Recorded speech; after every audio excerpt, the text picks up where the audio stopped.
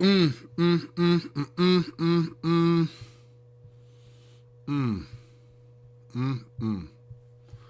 Boy, we getting busy today. All right, first things first. Welcome to CNN. I'm your host, the underdog, Kirk Kennedy. Let's go in, all right? On this channel, we take no part in the unfruitful works of darkness, but instead expose them. All right. I apologize to anybody that I think the stream was set to go live at 5:30 and it didn't go live at 5:30. It's now 6 o'clock. But let's have this conversation. Hopefully some of the people that watch it get into it. So if you're a sports fan and you haven't been under a rock, then the biggest sports story of the last couple days is, and you may have even seen this actual clip of LeBron James going at Stephen A. Smith. It was, now when you watch the actual clip, you don't know what's happening, right? We don't get to see what was said, but obviously we knew something was up, and we knew that Stephen A. Smith was going to address it, all right? And so, of course, he did. So Stephen A. Smith addresses this reality, all right? And, I get it. I understand. It was a crazy moment. I think for the sports world, it was a big deal. I thought, let's have a conversation about it. So let me just give you what happened. So Stephen A. Smith is at the Knicks-Lakers game, and all of a sudden, LeBron James, you just see LeBron James starts in front of him, and you could tell LeBron James is upset. He's like saying, and you kind of know what it's about. If you know what's going on, you know what it's about. And he's upset about it, and then he walks away. The camera caught, we don't know how much of it was very quick if you watch the video. We're going to watch the video. It was very, very quick. But it was Stephen A. has since come out and done spoke on ESPN, spoke on Gilbert Arenas' show, spoke on his own network, or his own YouTube channel and so forth. So what happened was, it was announced that Stephen A. Smith just signed a crazy $100 million contract extension on ESPN. I think it was the same day that this happened. Stephen A. Smith is at the Lakers-Knicks game. LeBron comes up to him. And this is what happens. Let's watch the scene real quick. And then we'll talk about what Stephen A. Smith said happened. And I just, for fun, wanted to give you some perspective, right? So here's what happened at the game. Here's what it looked like. This is zoomed in, but here's what happened. LeBron James was seen confronting and having some words for Stephen A. Smith during a timeout at the Lakers vs. Knicks game.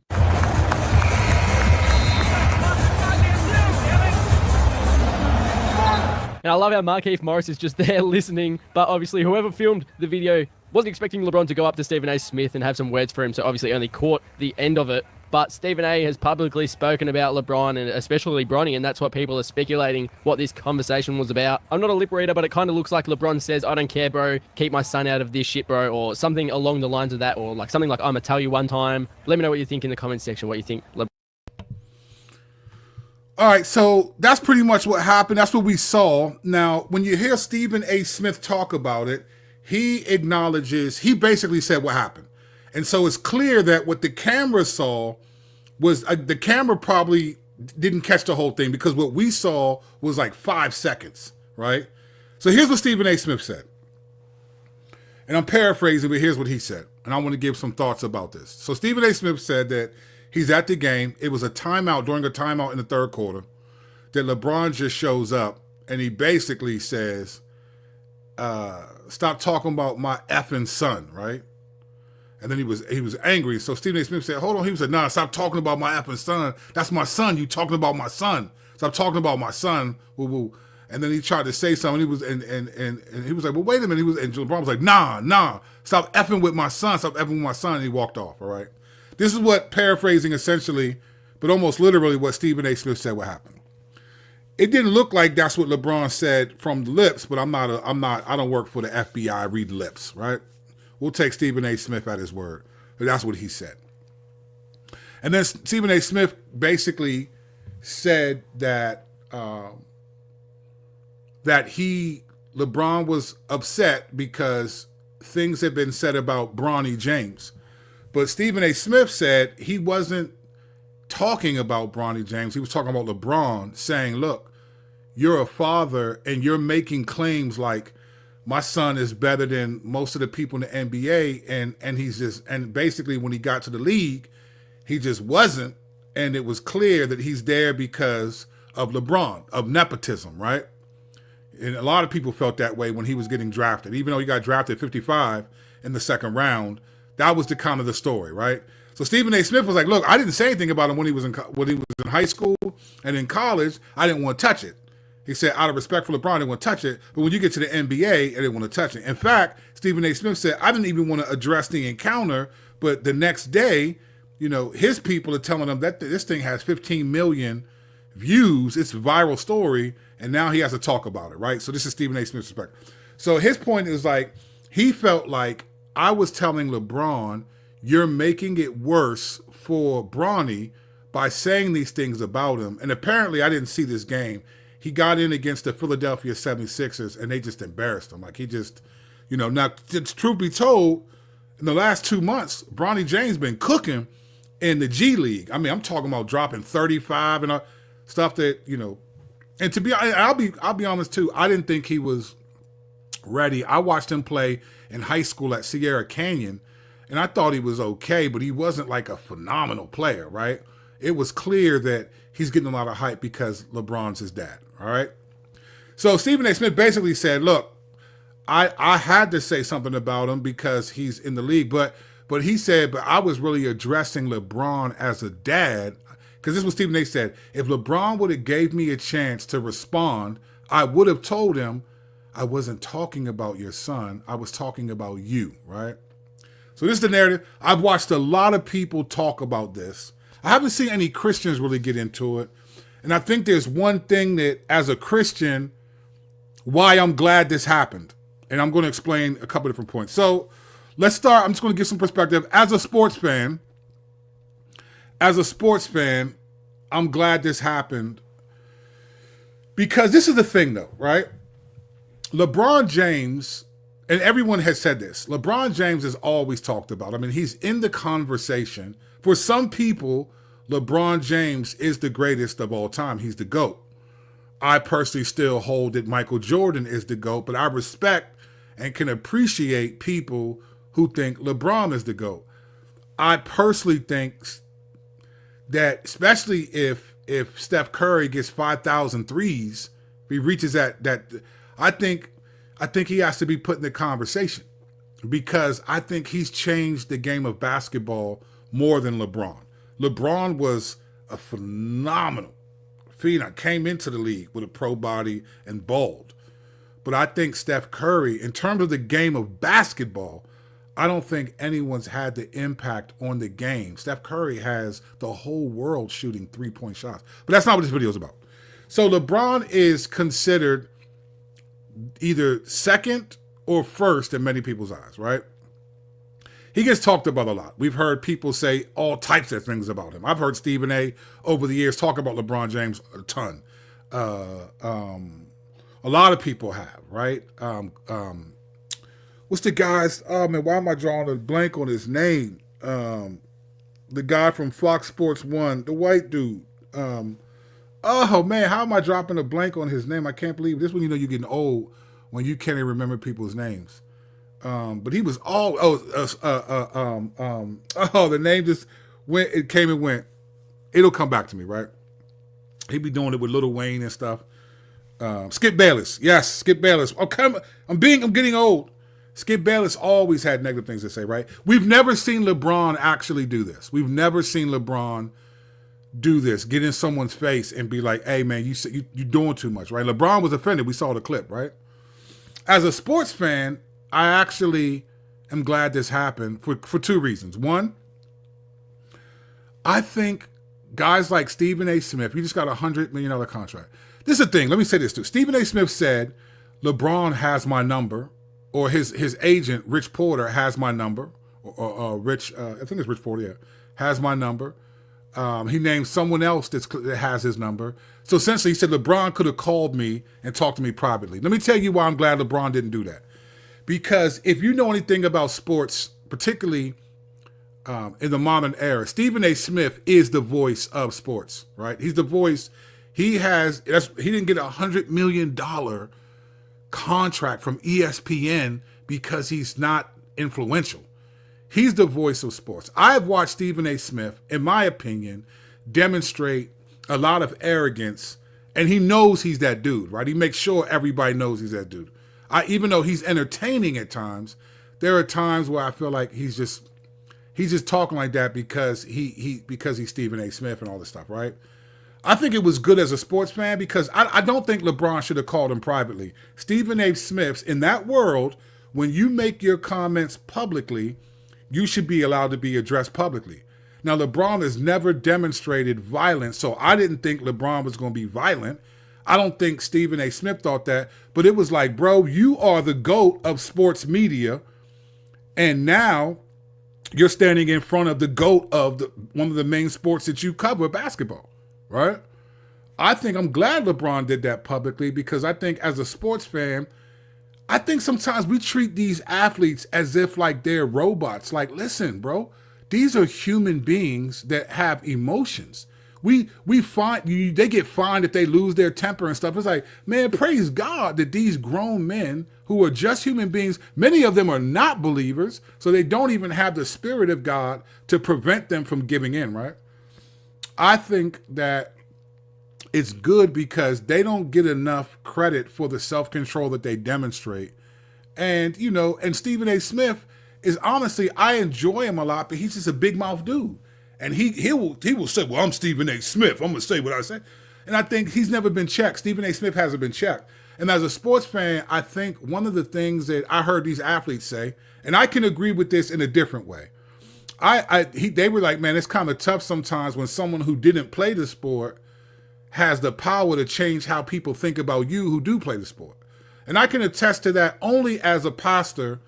I feel like people are always critical of pastors and what they should do and how they should do it and what they're not doing. And church hurt only comes from the pastor, not to the pastor. And as someone's been a pastor almost 17 years, it's just not true. I've been hurt badly by people that I've pastored. People I thought were my friends that slander you and got all that stuff happens, man. And people always are critical about what a pastor should do and how they should preach and what they should dress. And it's like, you've never been in the shoes. You don't know what it's like. It's easy to tell somebody to get over it when you're not the one under it. So I think Stephen A. Smith does that a lot. And I think LeBron going as a sports fan, I was like, you know what? I think it's good for Stephen A. Smith to get checked because he checks people a lot. You check people all the time, whether it's other commentators, whether it's athletes. You check people and now you got checked. And I think as a sports fan, it's like, yeah, sports are about competition, right? Well, if you're talking all this stuff in a public setting, well, then LeBron James demonstrated some competition, right, by getting in his face. From a sports fan, I appreciated it. As a dad, I respect it. I respect what he did as a dad. When my older son was in elementary school, he's a junior in high school now, my oldest, he's 17. When he was in elementary school, he wanted to play sports with a friend of his. It was football, all right? My son had never played football before, but one of his friends at the time wanted him to play. And I said, if you want to play, you can do it. I was excited. I never wanted to push my kids to do stuff. I didn't want to live I played sports. I didn't want to live vicariously through my kids, all right? But I said, yeah, you can play. And we knew his dad because his dad was one of his friends. I didn't know that the team that he was playing on had won the championship 2 years in a row. So it wasn't like my son was just going to play football. You were playing for the New England Patriots of our area. They had a reputation for winning championships. My son just wasn't ready. He'd never played football before. And I remember taking him to practices and watching the coach. There were a couple coaches, and one of them was like, yelled at him, hey, what are you doing? Get over there. And I remember this vividly. I had to turn around and I said, Lord, Give me grace. This is sports. They have a right to address my son the way they're going to address him. He's on the championship team. He doesn't understand this. They may not know that he doesn't know football, but this is what it is. Help me to not get offended and take up his offense. I had to pray that a couple times because I just don't like people yelling at my son. So then afterwards, after a couple practices, I asked him, how you doing? He said, I don't know if I really want to do it. I said, son, I'm not going to make you do it. If you don't want to do it, you don't got to do it. So I pulled him. He didn't want to do it, so I said, all right, let's go. As a dad, I can understand why LeBron said what he said. And I don't think it was just about Stephen A. LeBron has heard all the media. He's heard all of it. But you gotta be honest. Like, you know your kids and you know what they feel and what they go through. I'm sure that part of LeBron as a dad, part of your job as a dad, I think, is to inspire your children to greatness. I also think it's to inspire them to greatness in reality, right?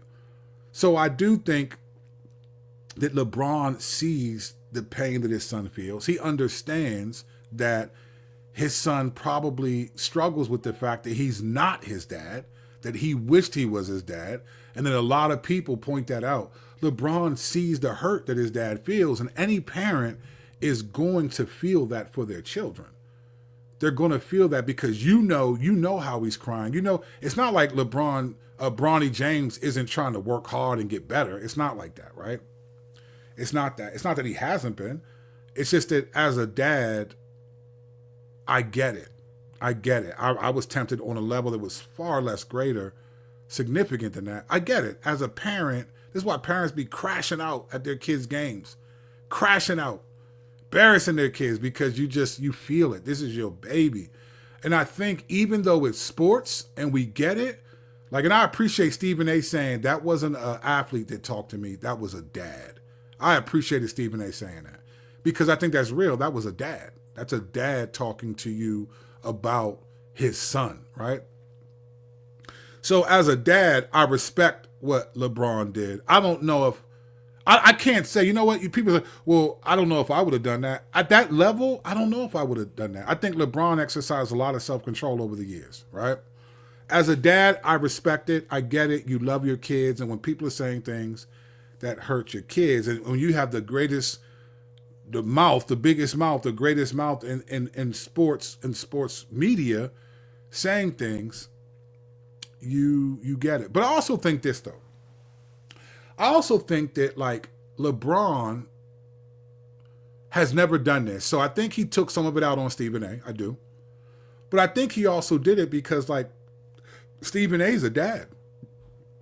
Stephen A. has 2 daughters. I think they're 17 and 16 at this point. And he raises them, to his credit. He's a single dad. He has 2 daughters. He said publicly that not being married and having kids was the greatest disappointment of his mom. His mom wanted that, right? I think he took his daughters in 2019 when they were 11 and 10 years old. I think it's Nyla and I want to say Samantha. I think those are the names. I think they're from 2 different women. I could be wrong. But, you know, he's a dad and he understands, like, how it feels. Like, one of his daughters works in Disney, did some acting and some voice acting. I think Stephen A. Smith would be offended if someone was like, yo, your daughter was trash, bro. Like, she needs to work on her, especially the way he is and how he can't handle a critique or pushback. So I think LeBron was like, look, as a dad, he didn't say this to him, but it's like, look, you a dad, bro. Like, you wouldn't want somebody talking about your, just because they're in a public eye, you wouldn't want somebody talking about your daughters, right? So as a dad, I respect that. As a black man, I understand it, but I was disappointed as a black man. And I'll tell you why. You got the 2 biggest names in sports, right? LeBron James is the biggest name in sports, and Stephen A is the biggest name in sports media, right? These are 2 black men getting a lot of money, right? I think, and you know, because LeBron never did this to Skip Bayless or anyone else, right? Here's what's funny. here's why I was disappointed as a black man, right? Now, what I'm about to say, I don't usually like to do what I'm about to say because it's hypothetical and you don't know what would happen. And I hate especially when people would be like when people say, "Oh, but if the person were white and said that, then you didn't have a problem. Or America would flip." I hate those arguments because you can't prove them. They're not true. They're hypothetical, and then you believe it. But I want to do that, even though I hate doing it, right? But like, had LeBron James done that to Skip Bayless, he would have been a gangster, a thug, all the things that get attributed to black men, just for being human beings at times. I think he would have been called all these things if he had done this to non-black men, right? Or if he had done it to someone who was not at the stature. It's like, oh, look, he's the big bully. He's bullying this guy because he's LeBron James and this is a reporter from the Milwaukee News, whatever it is, right? That's what happens. A lot of times, sometimes when you just are emotional because you care about what's happening, you get labeled when you're black, honestly. You get labeled for all these things. Like, let me give you an example of what I mean. I want to do a video about this. I'm not going to go too deep in this. But let me just give you an example. So, Ben Shapiro called out Stephen A. Smith because Ben Shapiro has a movement called Pardon Derek Chauvin. Pardon Derek, I think is the website. And he's trying to get Trump to pardon Derek Chauvin, the officer who killed George Floyd, who was sentenced to 22 and a half years for killing George Floyd. And Stephen A. Smith made a video about that. And Ben Shapiro called him liberal, called him woke, all this stuff, right? And anytime you defend anything about black people or a narrative that Ben Shapiro disagrees, he screams, you're woke, you're this and that, right? But Ben Shapiro does the exact same thing when it comes to Israel. I mean, Candace Owens did not agree with what Israel was doing, and she got fired from the Daily Wire, and that was a big deal, right? It's like I've watched clips of Ben Shapiro saying stuff like, "My loyalty to America is connected to its loyalty to Israel," right? I'm gonna do a video about this probably tomorrow to really get into this. So I'm just making a point that when Ben Shapiro is passionate about Israel and they can do no wrong, it's what we're supposed to do. It's what it's supposed to be and what it is. When black people are passionate about what's happening and they're pointing out wrong, you're woke, you're this and that. It's the same thing, bro. It's the same thing. Why can't black people be passionate about their culture and wrongs that they think are happening? Why do we always have to think that it's the police were justified or whatever?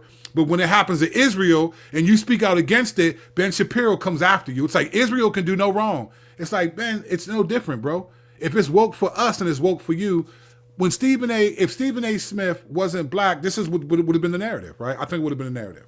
Now, the other reason why I'm disappointed is because there is no narrative. No one is saying, oh, LeBron. I mean, maybe some people are, but you're not hearing that this was a bully and he did it. No, because Stephen A. Smith is black, because people don't really care about when black people do it to black people. You only care about it when you use it to make a point against black people. People don't care about it. They're entertained by it. I mean, sadly, much of the music industry is entertained by music like gangster rap and things that celebrate this sinful lifestyle. It's a multi-billion-dollar industry because people who are not black too monetize sort of black on black crime and violence. And we know this. In the black community, we know this, right? It's funny because you always label black people as the most violent, but if you look at American history, we haven't proven to be the most violent. You have a history of America celebrating cowboys over Indians, right? The whole Western movies of John Wayne and all this stuff, it was all just celebrating violence. You got people doing shootouts at high noon. There were no black people in them joints, right? You got the love of the mafia, Al Capone and them were straight killers. And they were Italian, but they looked white. They were killers and they were celebrities, right? There's been an affinity for violence all the time, but it becomes magnified when black people do it. So as a black man, I was disappointed in the sense that it's almost like the same narrative. Black dude going at black dude, right? Going at black dude. Again, you don't have to agree. This is me. You get your own YouTube channel, say what you think. I was disappointed as because of that.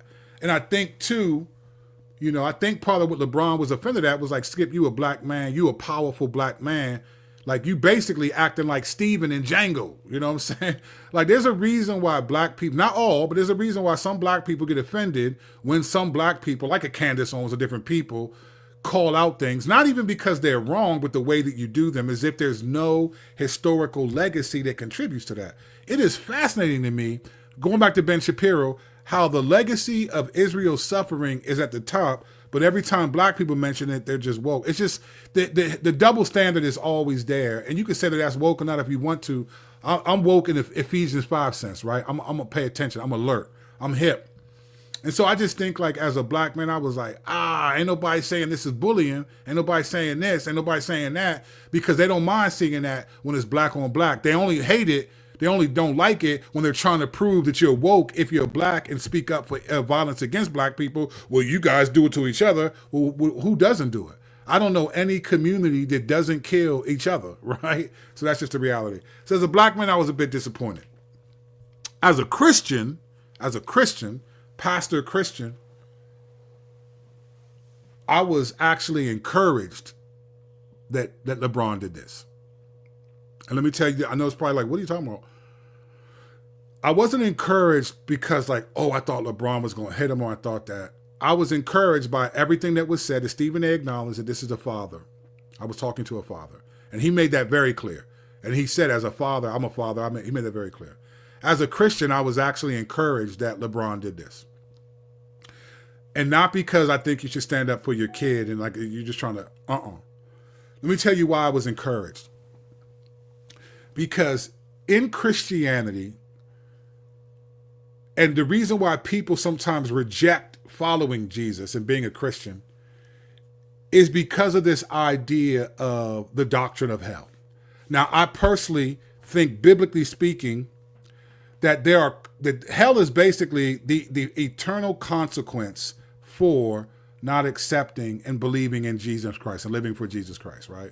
In the way that God intended. Some people make a profession of faith, but they don't follow through, right? He becomes Lord, not Savior. In Christianity, people treat God's love in very strange ways. Like, people get offended that there are consequences that God has for disregarding his son. And they expect that God's love means that basically people act like God should love humanity more than his son. That is not what John 3:16 is saying. It says, yes, but God so loved the world that he gave he's showing you how much he loves the world, that he would give his son, but it's not a statement that he loves the world more than his son.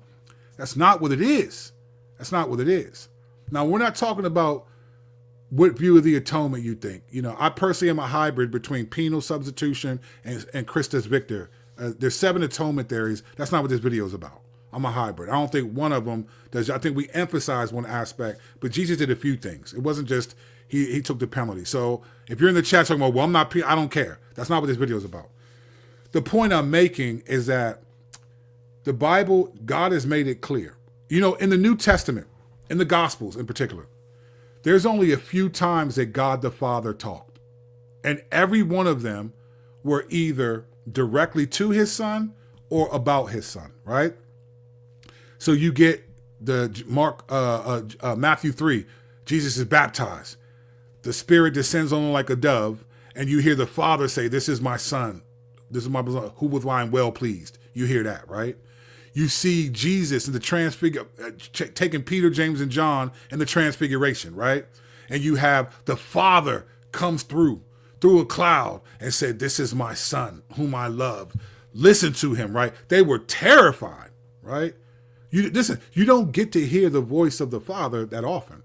And then you see in John 12, as Jesus, right before Jesus was going to be taken into custody, right? He says, Father, glorify your name, right? And the Father says, I have glorified it and I will glorify it again. I think sometimes people present the gospel and the relationship to God, Jesus, and us as if God doesn't really love his son like that. Or we think that he does, but then we're shocked that there are consequences for disrespecting his son as a father. I was encouraged to watch that video because I think there's a way that as believers, we can help people realize, look, in the same way LeBron was offended for his son, didn't like his son, the Father's the same way about Jesus. And hell, in many ways, is the righteous judgment, but it's the anger of God towards disrespecting his son. We act like that relationship doesn't exist. I couldn't even, I had to restrain myself from some coaches yelling at my son when he was like 8 years old. We act like the Father doesn't love Jesus like that, or that like he doesn't love him that much that he should be offended. Like the gospel is a story about the relationship between the Father and the Son primarily, and then their spirit, all in agreement to do something that was insane in terms of who they are and what they did, so that you and I, if you're a Christian, could have an eternal relationship with him. The whole time Jesus was alive, he always said stuff like this: I always do what pleases the Father. My will is to do the one of him who sent me. Man doesn't live on bread alone, but by every word that comes by the mouth of God. Do not put the Lord your God to the test. Everything Jesus did, he said, I do what I see my Father doing. It was always about his relationship with his dad. And sometimes in modern Christianity, we get that theologically. There's a thing, let me tell you something. There's a difference between what I understand theologically and then what I understand practically, right? We forget sometimes, don't think theologically. Stop thinking about the hypostatic union or the incarnation and all these different things about Jesus, who he was in eternity past, and arguing over, was he eternal begotten son or was he not? We think too theologically. Think practically. You're a dad if you're a dad, and you love your children. And if someone hurts your children, you're going to want justice. Even if you can forgive them, even if you can find yourself to love them, you're going to want justice, right? We have to remember that the Father loves his son, and the son loves his dad. And the Father let his son die for people who he knew would continue to sin against him, and he still let him do that. I'm sorry, there's no way that I would let my son's life take the penalty for someone else who was going to continue to do some of the things that I let my son die for. God's love for the world is not greater than the love for his son. In fact, his love for the son is so significant that all it took was his son to live as a human being for maybe 33 years, if that's accurate, to obey him and receive the full wrath of God, the punishment. God is so satisfied. They call it propitiation. He satisfied the anger, expiation. He removed the wrath. He loves the son so much that the son's death on the cross and resurrection, that God can actually just chill and be like, yeah. When people say, why does God allow evil and suffering? You know what the answer is? Because he allowed his son to suffer the greatest evil. Because everyone who does, now I'm not saying everyone deserves what they got. There's no child that deserves to have things happen to them from an adult, right? I'm not saying that. But everyone who ever experiences any consequences deserves it on some level because we've sinned against God. Jesus is the only one who didn't. So the fact that when you say, why does God allow evil and suffering? Well, it's because because his son suffered the greatest evil. And he knew that. God knew that I'm going to let my son suffer the greatest evil because he's going to take the punishment that he doesn't deserve. And and because he loves him so much, God can allow all this stuff to happen because his anger is satisfied. He's not ready to destroy. And then when it finally does come, it's going to be comprehensive. It's a wrap. We forget that the gospel is about the relationship between the Father and the Son, man. And we treat that joint like why are there consequences? So when I saw LeBron go at him and then Stephen A said I was talking to a dad, I was encouraged by that. Because I think it's just, we act like God the Father is above loving his son, that he would not be offended by that. This is why passages like this, listen to what it says here. This is Hebrews 10:26. Now he's writing to people who were believers and warning them, using this is one of the many warnings in the scriptures. Listen to what he says here. People always try to dismiss this, like, well, no, he's not talking about, but no, this is what he's saying. For if we go on sinning deliberately after receiving the knowledge of the truth, there no longer remains a sacrifice for sins, but a fearful expectation of fury and fire that will consume the adversaries. Listen, anyone who set aside the law of Moses dies without mercy on the evidence of 2 or 3 witnesses. How much worse punishment do you think will be delivered by the one who has trampled underfoot the Son of God and has profaned the blood of the covenant by which he was sanctified and has outraged the Spirit of grace? For we know him who said, vengeance is mine, I will repay. And again, the Lord will judge his people. It is a fearful thing to fall into the hands of the living God. Now, I'm not making a theological statement or even an expositional statement necessarily about this passage. I think people read this and think he's not talking to believers. Well, I think, and again, the Lord will judge his people. The non-believers are not his people, right? He's making a point that if you sin deliberately after being a Christian, if you're not tripping, if your lifestyle is one of sin, then there's no longer Jesus' sacrifice no longer remains.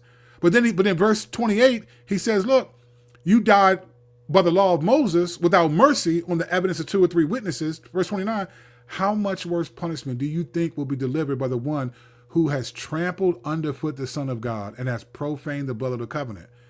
That's God's perspective on people, especially believers, who disrespect his Son. That is God's perspective. You have outraged the Spirit of grace. You have trampled underfoot the Son of God, and you've profaned the blood of the covenant by which he was sanctified.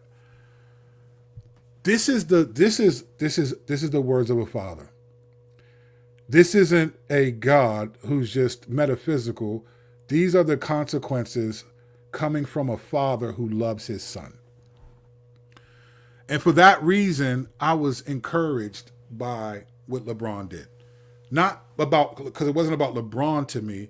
It was a reminder that a father loves his son and there are consequences for treating his son a certain way. And I think as believers, we need to, if you do this, you may not do this, but I think a lot of us do this.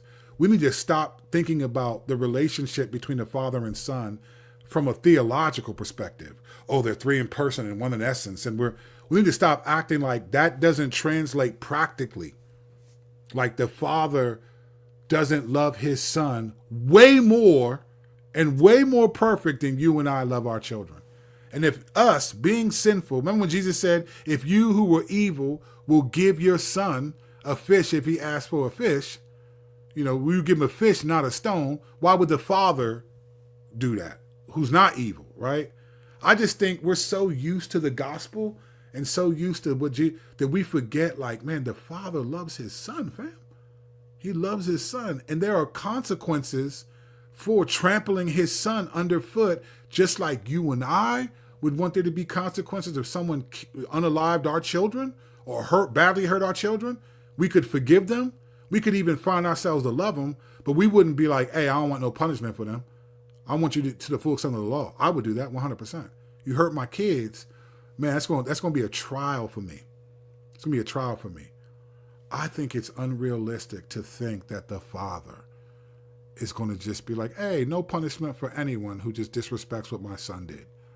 I just don't see it. So I was encouraged as a Christian because it was a reminder to the world that fathers that love their children and have the authority and power are going to feel some type of way when you disrespect their kids. And hell, despite how much people think it shouldn't exist or struggle with it, is a place for people who disrespect the father's son. That's why I was like, I bang with it. But what do I know? Appreciate y'all watching. Catch y'all. I got a video. I need to speak to Ben Shapiro. I know he's not gonna listen to me, but I gotta talk about this free Derek Chauvin thing, because there's something about this that you don't even know that I think, wow, Ben Shapiro, you're sharper than this. It's when you call Stephen A. Smith race baiting, whoo, There's something that Ben Shapiro's doing by that is clearly that most people don't even know because they just think everything that he says as a Harvard lawyer and graduate is legal. And it's like, not really. But we'll talk about that tomorrow. Enjoy your evening. Grace and peace.